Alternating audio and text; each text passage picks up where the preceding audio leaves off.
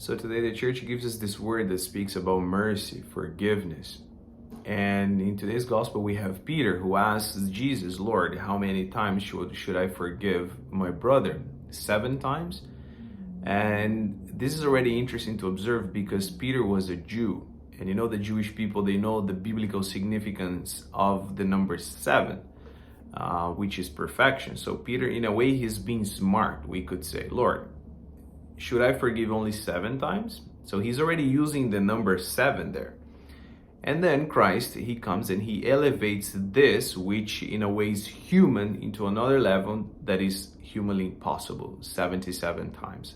In other words, always, right? And then he gives us the parable of this king, of this man whose fault is being forgiven by the king. And then when he's called to forgive other people, he doesn't. He doesn't show mercy. And that's when Christ says that this man is thrown into the fire. Surely this is a word for us that invites us also to forgive. I believe that all of us, we have something that has to be forgiven, which is not easy. I usually say that true forgiveness is a grace that really comes from God. We even see here in this gospel how Christ, he elevates forgiveness into a level that, humanly speaking, is impossible.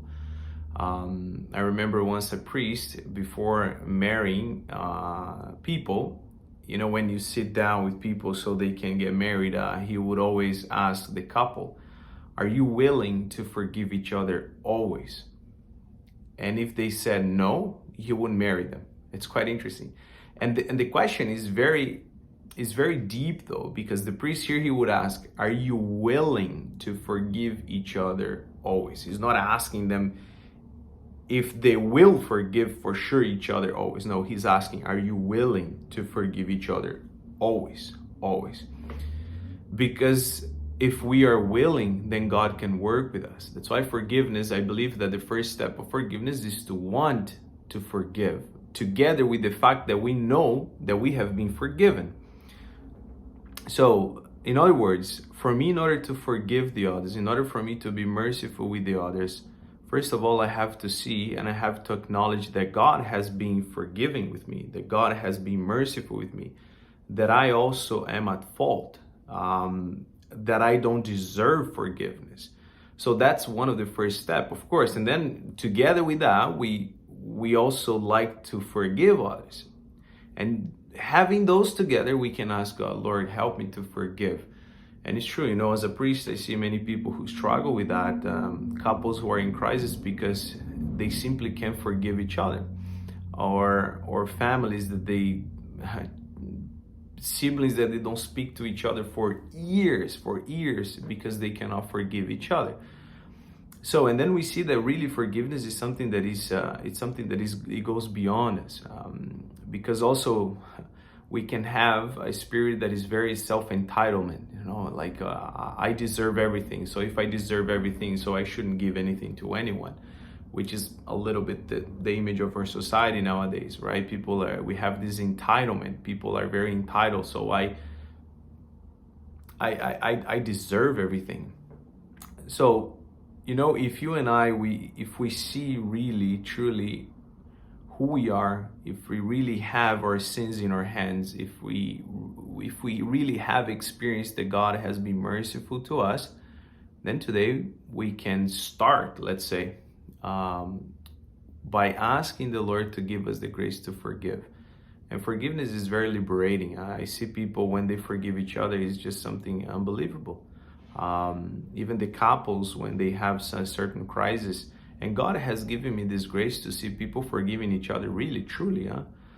For me as a priest, it's a grace to see that, to see God doing what is impossible in the life of people. In marriages, you know, to forgive betrayals, to forgive unfaithfulness, to forgive different kinds of abuses, but truly to forgive and not holding that against the person. It's something unbelievable. And then you see that yes, it is possible, because at the end, brothers and sisters, at the end, forgiveness, all this theme, if you want, of forgiveness, of mercy, comes down to one thing, that is love. That's it. You know, in the Sermon on the Mount, again, Christ, he shows to us the image of a Christian. Love your enemies. Love your enemies.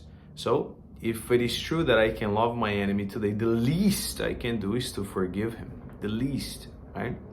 Which is something that, humanly speaking, is impossible. But with the Lord, it is possible, because we as well, we believe in what we call grace. So today the Lord can give you the grace to forgive someone. Maybe today you need to forgive someone. Maybe today you need to forgive your father. You need to forgive your mother. This person had that, betrayed you in the past. Or I don't know, maybe today we are called to forgive someone. And the first step to that, as I said before, is to see how much God has forgiven us. That's why in the Our Father we said, forgive our trespasses as we forgive those who trespass against us, right? Meaning that, yes, I've been forgiven as well. Today I can give this forgiveness, because we cannot give what we don't have. But if we have received mercy, then today I can give mercy. Then today I can forgive my husband. Why? Because God has forgiven me. I can forgive my wife, can forgive my children, my parents, the others. Why? Because God has been good to me. God has forgiven me. I remember someone who once told me that we deserve hell for our sins.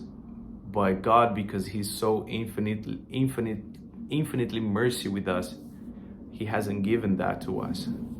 He has given us mercy. That's the answer that God has for all of us. So, and if that's true, today I can also give mercy to other people, if in fact I have seen that. Because if I haven't seen that, if I haven't felt forgiven, if I am perfect, if I have never broken any law, right? Then of course I will never forgive anybody. And that's why we judge people, right? We see things in other people's lives, right? When I cannot see my own faults. And when I can see my own faults, that's when, and be forgiven, that's when we can forgive as well. So yes, let us ask the Lord to give us this grace. If we need to forgive someone today, sometimes we have to forgive even ourselves. I see women, especially women who struggle with, let's say, abortion. It's very difficult for them to forgive themselves. It's quite interesting. You can tell them so many times that God has forgiven them, like really. But for them to forgive themselves, it's something very hard, very difficult. So yes, forgiveness is a grace. Forgiveness definitely is a grace. 77 times. To forgive like that is a grace that can only come from the Lord. Let us ask him to give us that, and he will give us. May God bless you all.